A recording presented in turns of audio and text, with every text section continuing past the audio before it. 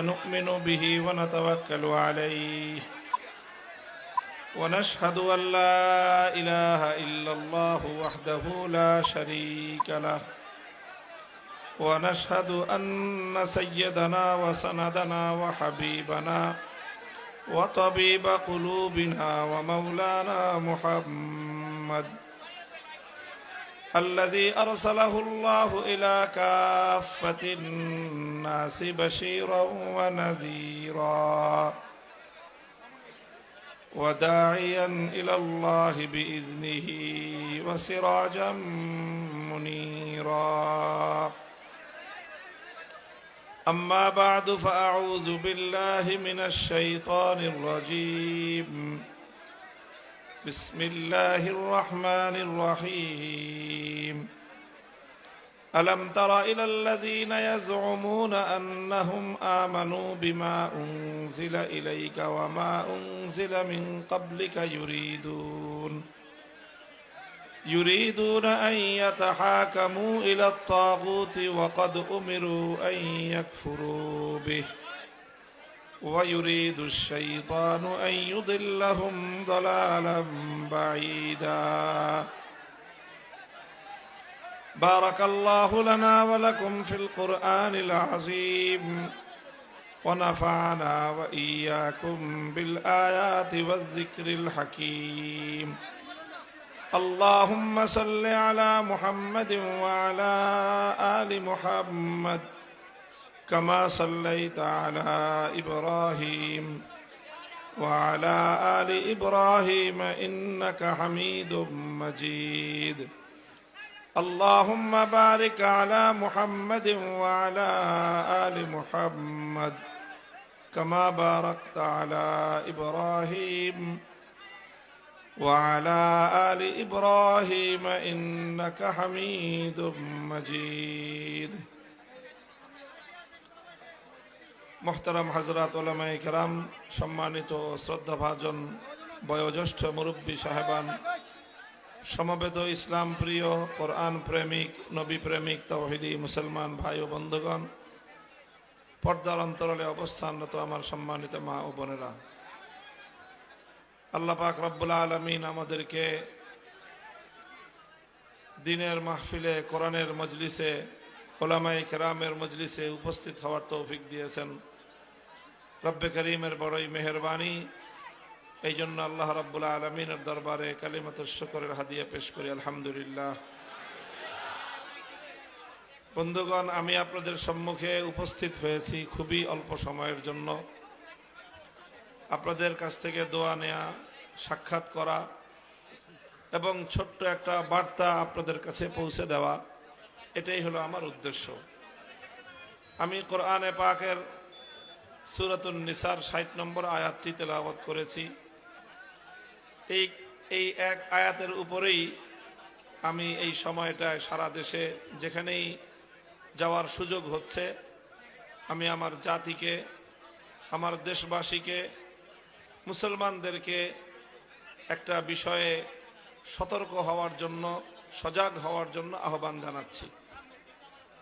তো এই বিষয়টার অনেক গুরুত্ব অনুভব করছি বলেই একই বিষয়ে বারবার কথা বলছি যে বিষয় গুরুত্বপূর্ণ হয় সেটা যতই বলা হোক তার আবেদন কখনো শেষ হয় না সূরা ফাতিহা কোরআনে পাকের মধ্যে সবচেয়ে গুরুত্বপূর্ণ সূরা প্রতি রাকাত নামাজের মধ্যে এই একই সূরা পড়তে হয় কিয়ামত পর্যন্ত পড়তে থাকতে হবে সূরা ফাতিহার গুরুত্ব কমবে না ঠিক তদ্রূপ মুমিনের ঈমান যেন শুদ্ধ হয় মুসলমানদের ঈমান যেই পথে ধ্বংস হয়ে যাচ্ছে সেই পথটা যেন রুদ্ধ হয় মুসলমানরা যেন তারা তাদের ঈমান নিয়ে বেঁচে থাকতে পারে তাদের অজান্তেই যেন তাদের ঈমান নষ্ট না হয়ে যায় এটা মুমিনের জন্য সবচেয়ে গুরুত্বপূর্ণ বিষয়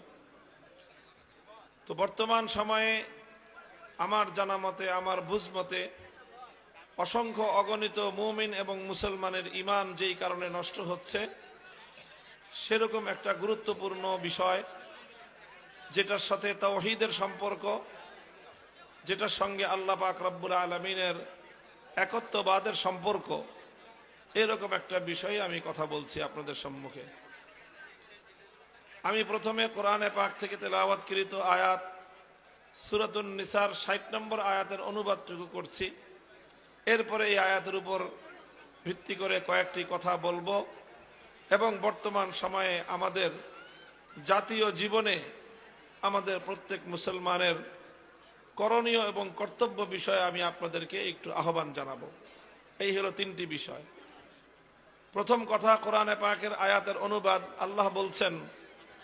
আলাম তারা ইলাল্লাযীনা ইয়াজউমুনা আন্নাহুম আমানু বিমা উনজিলা ইলাইকা ওয়া মা উনজিলা মিন ক্বাবলিকা ইউরিদুন।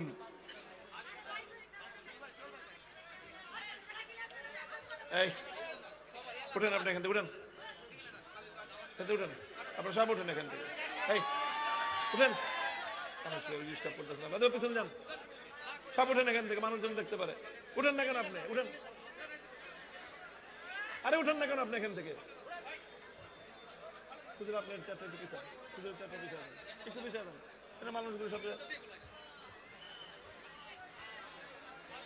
আপনারা চলেন এখান থেকে, সরেন।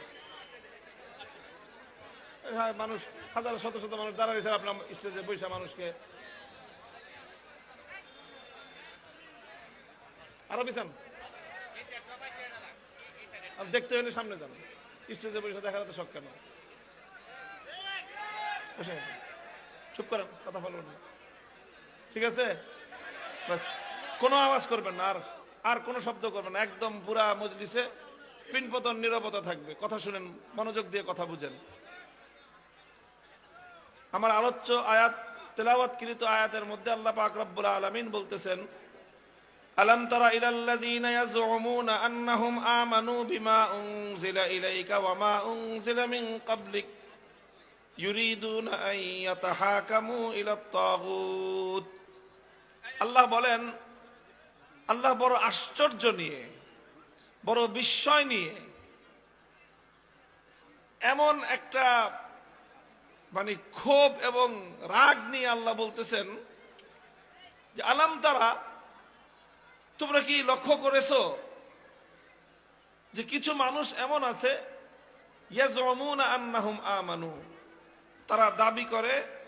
যে তারা নাকি ঈমানদার, তারা দাবি করে তারা নাকি ঈমানদার, অথচ ইউরিদুনা আন ইয়াতাহাকামু ইলাত তাগুত, ঈমানদার পরিচয় দেয় অথচ তারা তাগুতের কাছে বিচার চায়। আল্লাহ বলতেছেন, নিজেদেরকে ঈমানদার বলে পরিচয় দেয়,